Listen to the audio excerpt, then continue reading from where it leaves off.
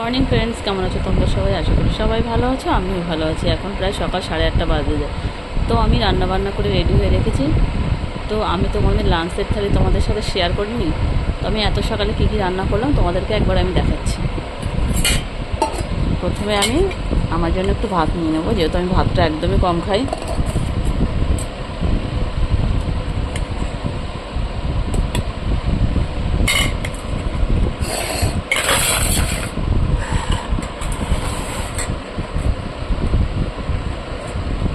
আমি টক ডাল নিয়ে নেবো, আম দিয়ে ডাল। আমি আম দিয়ে ডাল খেতে খুবই ভালোবাসি।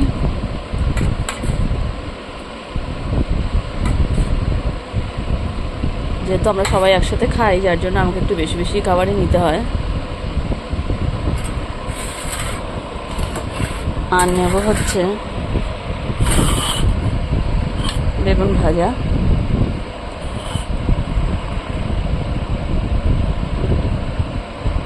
আর নেব হচ্ছে ডিমের ডেভিল। আমি এটা সকালেই বানিয়েছি, তার কারণ আজকে যেহেতু ডাল, তার জন্য আমাকে অনেক রকম ভাজা করতে হয়, যেহেতু আমি ডাল দিয়ে একদমই খেতে পারি না।